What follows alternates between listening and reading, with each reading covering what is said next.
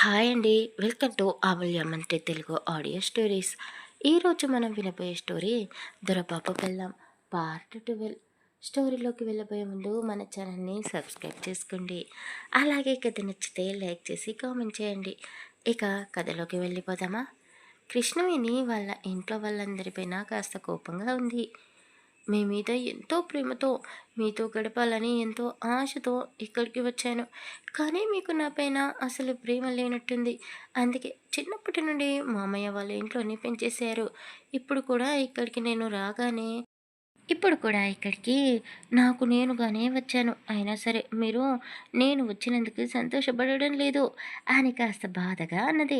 దాంతో వాళ్ళందరూ ఆమె మనసుని అర్థం చేసుకొని వాళ్ళు కూడా బాధపెడుతూ, అయ్యో అది కాదమ్మా కిట్టమ్మా, నువ్వు మమ్మల్ని అపార్థం చేసుకుంటున్నావు. నీ మీద మాకు కోపం ఎందుకుంటుంది? ఎనలేని ప్రేమ పెంచేసుకున్నాము నీ పైన. అయినా మేము బ్రతుకుతున్నదే నీకోసం. నీ సంతోషం కోసం మేము ఏమైనా చేస్తాము. ఈరోజు నాకు 2, 3 పంచాయతీలు ఉండే బయట. వాటి ప్రభావం వల్లే నేను కాస్త చిరాకులో ఉన్నాను. అంతే తప్ప నువ్వు వచ్చినందుకు కాదమ్మా. నేనెందుకు నీపైన కోపంగా ఉంటానమ్మా అని తండ్రి మహేంద్ర అన్నాడు. అతనితో పాటు వాళ్ళ నానమ్మ, తాతయ్య కూడా కృష్ణవేణిని కిట్టు, కిట్టమ్మ అంటూ ప్రేమగా పిలుస్తూ ఆమె దగ్గర అందరూ చిన్న పిల్లలుగా మారిపోయారు. వాళ్ళ అమాయకత్వపు ప్రేమను చూసి కృష్ణవేణి కూడా ఎక్కువసేపు వాళ్ళపై కోపాన్ని చూపించలేక వెంటనే కరిగిపోయింది. అందరితో కలిసి కృష్ణవేణి సరదాగా కాలేజీ కబుర్లు చెబుతూ భోజనం చేసేసింది. ఒరేయ్ కిట్టుగా, నువ్వు ఇక ఎక్కడికి వెళ్ళే అవసరం లేదురా, ఇక్కడే ఉండిపో. ఎలాగో చదువు పూర్తయింది కదా, ఇక నీకు పెళ్లి చేసేయాలి. ఈ 6 నెలల్లో ఒక మంచి అబ్బాయిని చూసి నీ పెళ్లి జరిపిస్తాను. పుట్టింటి నుండి నువ్వు నేరుగా అత్తారింటికే వెళ్ళాలి. మన దగ్గర ఎక్కువ సమయం లేదులే. ఉన్న ఈ కొద్ది రోజులైనా నువ్వు మాతో సంతోషంగా గడిపేస్తే అంతే చాలు అని వాళ్ళ నాన్న చెప్పడంతో కృష్ణవేణికి మళ్ళీ కోపం వచ్చింది. అదేంటి నాన్న, అప్పుడే పెళ్ళి అంటున్నావు? నేను ఇప్పుడే పెళ్లి చేసుకోను. ఒక 2, 3 సంవత్సరాల తర్వాత చేసుకుంటాను అని కృష్ణవేణి అన్నది. శ్రీనివాస్ గొంతు చేంజ్ అయిపోయింది. కాస్త గంభీరంగానే ఫేస్ పెట్టేసి, నేను చెప్పిందే జరుగుతుంది. సిటీలో ఎవరినైనా ఇష్టపడ్డావా అని అంతే బేస్ సౌండ్తో అడిగాడు. లేదు అన్నట్టు ఆమె తలాడించింది. నేను చూసిన సంబంధమే ఫిక్స్ అవుతుంది. నీకు చిన్న దెబ్బ తగిలితేనే నేను తట్టుకోలేను. అలాంటిది నువ్వు జీవితాంతం ఉండబోయే అత్తారిల్లు ఎలా ఉండాలో నాకు ఆ మాత్రం తెలీదా అమ్మా? నా మీద నీకు నమ్మకం లేదా? నేను నీకు అన్యాయం ఏమీ చేయనులే. నీకు తగ్గ వరుడిని వెతుకుతాను అని చెప్పి కూతురి నుదుటిపైన చిన్న ముద్దిచ్చి, చాలా ఆలస్యమైపోయింది, వెళ్ళి పడుకో, నేను కూడా పడుకుంటాను అని చెప్పి అతను గదిలోకి వెళ్ళిపోయాడు. లలిత కూడా అతని వెనకాలే వెళ్ళింది. నాకు తెలుసు నాన్న, నా మీద నీకు ఎంత ప్రేమ ఉందో. కానీ అప్పుడే పెళ్ళేంటి? కొద్ది రోజులు మీతో నేను గడపాలి. ఆ విషయం మీకు ఎందుకు అర్థం కావడం లేదు? నేను చేసుకోబోయేవాడు ముందు నాకు కదా నచ్చాల్సింది అని కృష్ణవేణి ఆమె పెళ్లి గురించి ఆలోచిస్తూ ఉంది. ఆమె అలా పెళ్లి గురించి తలుచుకుందో లేదో, ఉదయం జైని చూసిన సన్నివేశమే గుర్తుకు వచ్చింది. ఆమెకు అప్పుడు ఒక విషయం గుర్తుకు వచ్చింది. కారులో వచ్చిన ఆడవాళ్ళు జై వరుసకి బావ అవుతాడు అని వాళ్ళు చెప్పారు కదా! ఆ విషయం గుర్తుకు వచ్చింది ఆమెకి. ఇప్పుడు వెంటనే వాళ్ళ నాన్నమ్మ, తాతయ్య దగ్గరికి వెళ్ళి వాళ్ళ మధ్యలో కూర్చుంది. నానమ్మ, తాతయ్య, మిమ్మల్ని ఒక విషయం అడగాలి. నా దగ్గర ఏది దాచిపెట్టకుండా నిజం చెప్పండి అని అడిగింది. ఏంటమ్మా, నీ దగ్గర మేము ఏ విషయం దాచిపెడతాము? ముందు ఏంటో అడుగు అని వాళ్ళ నానమ్మ అనేసరికి కృష్ణవేణి నేరుగా మ్యాటర్ దగ్గరికి వచ్చేసింది. నానమ్మ, నీకు మా నాన్న ఒక్కడే కొడుకు కాదు కదా, ఇంకో కూతురు కూడా ఉంది కదా, అంటే మా నాన్నకి చెల్లెలు. ఇప్పుడు ఆవిడ ఎక్కడ ఉంది అని అడిగింది. మనవరాలు అడిగిన ప్రశ్నకి రమణయ్యకి కోపం వచ్చింది. ఎందుకయ్యా కోప్పడుతున్నావు? ఎప్పటికైనా కృష్ణగాడికి మన కూతురు గురించి తెలియాల్సిందే కదా. ఇప్పుడు అది పెద్దదయింది.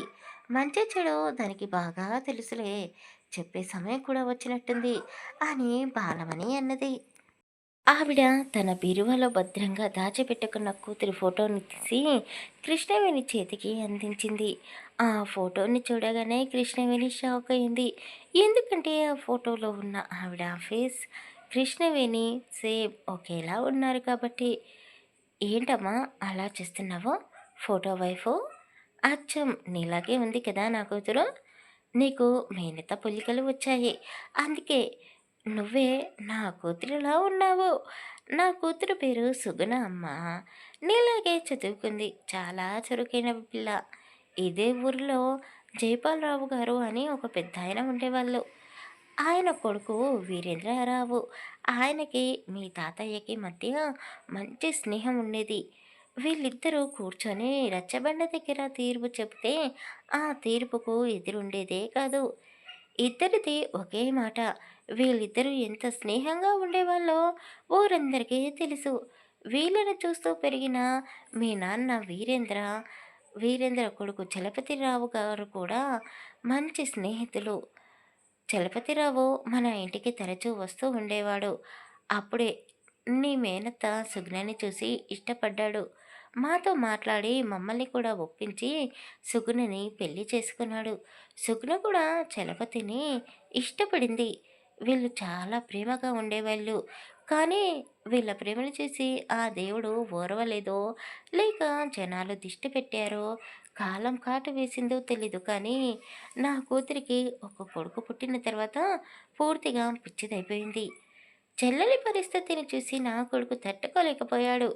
చలపతి రావే నాకు చెల్లెల్ని సరిగ్గా పట్టించుకోలేదు అని మీ నాన్న ఆ కుటుంబంపై కోపంగా ఉండేవాడు. మొదట్లో కాస్త కోపంగానే ఉన్నా రాను రాను ఇప్పుడు రెండు కుటుంబాల మధ్య పచ్చగడ్డి వేస్తేనే బగ్గుమంటుంది అన్నట్టుగా తయారయ్యారు. నా కూతురు అక్కడ ఎలా ఉందో, ఎలాంటి పరిస్థితిలో ఉందో మాకెవ్వరికీ తెలీదు. అసలు తన ముఖం కూడా మేము ఇప్పటి వరకు చూడలేదు అన్నట్టు చెప్పడం మర్చిపోయాను. నా కూతురికి ఒక కొడుకు ఉన్నాడు. అతని పేరు విజయ్. చూడడానికి ఎంత అందగాడో. ఊరంతా నా కూతురు కొడుకుపైనే కన్నేశారు. ఒంటి చేతితో ఆ ఇంటిని, పొలాన్ని, ఇంకా ఎన్నో రకాల వ్యాపారాలని నడిపిస్తున్నాడు. వాళ్ళ తాతకి, నాన్నకి జై ఒక ధైర్యం. జై ధైర్యం మాత్రమే కాదు, వాళ్లకు పౌరుషం లాంటివాడు అని బాలమణి చెప్తూ, అన్నీ సవ్యంగా ఉండి ఉంటే ఆ జైకి నిన్ను ఇచ్చి పెళ్లి చేసేవాడేమో మీ నాన్న. మీ నాన్నకి ఎంతైనా చెల్లెలు అంటే ఈయనలేని ప్రేమ అని బాలమణి చెప్తూ ఉంది. నిద్ర పట్టక కూతురిపై కాస్త కోపంగా ఉన్నాను. తనతో కొద్దిసేపు మాట్లాడాలి అని గదిలో నుండి బయటికి వచ్చి కృష్ణవేణిని వెతుక్కుంటూ వాళ్ళ అమ్మ గది దగ్గరికి వెళ్ళాడు. అతను వెళ్ళిన కొద్దిసేపటికి వాళ్ళ అమ్మ బాలమని సుగుణ గురించి చెప్పడం మొదలుపెట్టింది. అతను అదంతా వింటూ గది బయటనే నిలబడి ఉన్నాడు. జయతో కృష్ణవేణి పెళ్ళి అని వాళ్ళ అమ్మ అనగానే మహేంద్రకి చాలా కోపం వచ్చింది. ఏం మాట్లాడుతున్నావమ్మా అంటూ లోపలికి వచ్చాడు. కృష్ణవేణికి అసలు వాళ్ళ గురించి చెప్పడమే ఎక్కువ. అలాంటిది వాడితో నా కూతురికి పెళ్లి జరిపిస్తానని ఎలా అనగలుగుతున్నావు? అసలు మళ్ళీ ఆ ఇంటి గడప తొక్కడం ఈ జన్మలో జరగని పని. కృష్ణని ఇప్పటికీ మీ నానమ్మ చెప్పిన పురాణం విన్నది చాలు. ఇక వెళ్ళి పడుకో అని చెప్పేసి ఆమెని ఆ గదిలో నుండి తన గదికి పంపించేశాడు. మహేంద్ర తల్లితో కూర్చొని, అమ్మా, నాన్న, ఇంకెప్పుడు మీరు కృష్ణవేణి దగ్గర సుగుణ టాపిక్ తీసుకురాకండి. కనీసం నా కూతురైనా హ్యాపీగా ఉండాలని నేను కోరుకుంటున్నాను అని అతను చెప్పేసి వాళ్ళని కూడా పడుకోమని చెప్పి అతను తన గదిలోకి వెళ్ళిపోయాడు. కృష్ణవేణి మంచంపై పడుకొని ఆలోచిస్తూ ఉంది. అయ్యయ్యో, నానమ్మ అన్ని విషయాలు చెప్పింది కానీ ఆ జైకి పెళ్ళి అయిందా కాలేదా ఆ విషయం మాత్రం చెప్పలేదు. ఏంటి నేను కూడా అడగలేదు. అడుగుదామనేసరికి మా నాన్న మధ్యలోకి వచ్చేశాడు. ఆయన చెప్పాను కదా, అన్నీ సవ్యంగా ఉంటే ఈ పాటికి మా ఇద్దరికి పెళ్లి జరిగేది అని నానమ్మ చెప్తుంది కదా. అంటే ఆయనకి పెళ్ళై ఉండొచ్చు అని ఆమె మనసులోనే అనుకుంటూ ముసుగు తన్నుకుని పడుకుంది. కృష్ణవేణి ఊరికి వచ్చి కూడా 2 రోజులు గడిచిపోయాయి. జై ఆ ఇంటి చుట్టూ తిరుగుతూనే ఉన్నాడు. ఒక్కసారైనా తన మరదలు కృష్ణవేణి అతని కళ్ళకు కనపడుతుందేమో అని. కానీ కృష్ణవేణి ఇంట్లోనే ఉండిపోయింది. అబ్బబ్బా! ఇంట్లో కూర్చొని, కూర్చొని బోర్ కొడుతుంది. అలా అలా బయట తిరిగేసి వస్తాను అని కృష్ణవేణి మారం చేయడంతో, ఇక ఆమె తల్లి లలిత ఒప్పుకోలేక తప్పలేదు. భర్తకి ఫోన్ చేసి అతని పర్మిషన్ తీసుకొని మరీ కృష్ణవేణిని బయటికి పంపించడానికి ఒప్పుకుంది. కానీ ఒంటరిగా వెళ్ళడం మంచిది కాదు అని వాళ్ళ ఇంట్లో పనిచేసే పాలేరు వాళ్ళ అమ్మాయిని వెంట ఇచ్చి పంపించారు. ఆ పాపకి ఒక 10 సంవత్సరాలు ఉండొచ్చేమో. కృష్ణవేణి ఆ పిల్ల వైపు చూస్తూ హ్మ్. ఇది నాకు సెక్యూరిటీనా? లేక దీనికి నేను సెక్యూరిటీనా? బయటికి వెళ్తున్నానా? ఏంటో మీ చేదస్తాలు కాకపోతే ఈ పిల్లతో నేను బయటికి వెళ్ళి ఏం చేస్తానమ్మా? సిటీలో ఒంటరిగా తిరిగిన నాకు ఈ పల్లెటూరులో ఏమైనా భయమా? అని కృష్ణవేణి అనేసరికి లలిత మళ్ళీ ఫోన్ చేతిలోకి తీసుకొని ఏంటే పోనీలే పాపం బయటికి పంపిస్తున్నాను అని అనుకుంటే ఎక్కువగా వాగుతున్నావు. మీ నాన్నకి ఫోన్ చేసి ఆయనని నీకు తోడుగా రమ్మని చెప్పనా? అని ఆమె అనడంతో కృష్ణవేణి నోరు మూసుకొని నీకు దండం తల్లి అని ఆ పిల్ల చెయ్యి పట్టుకొని పదవే పద అంటూ పరుగు పరుగున ఇంట్లో నుండి బయటకు అడుగు పెట్టేసింది. కృష్ణవేణి ఆ పిల్లతో కలిసి ఊరంతా తిరిగేసింది. ఆ పిల్లకు కూడా తక్కువేమి కాదు. కనబడిన వల్ల కడుపులోకి వేస్తూనే ఉంది. ఆ బుడ్డది ఇంకా సరిపోలేదు అంటూ కనబడుతున్నవన్నీ చూస్తూ "అక్క నాకు ఇది కావాలి, అది కావాలి కొనివ్వు" అంటూ కృష్ణవేణితో అన్నీ కొనించుకుంటూనే ఉంది. "నా దగ్గర డబ్బులు లేవే. చాలా దాహంగా ఉంది. ఇక నువ్వు తినడం ఆపేసేయి. నడుచుకుంటూ, నడుచుకుంటూ మనం పొలాల మధ్యలోకి వచ్చేసాము. ఇక్కడ వాటర్ ఎక్కడ దొరుకుతాయి" అని కృష్ణవేణి అన్నది.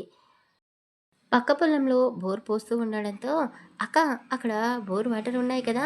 అవి తాగుదువు అని పద" అని ఆ పిల్ల కృష్ణవేణి చెయ్యి పట్టుకొని ఆ పొలం గట్ల మధ్య నడిపించుకుంటూ బోర్ వద్దకి తీసుకొని వెళ్ళింది.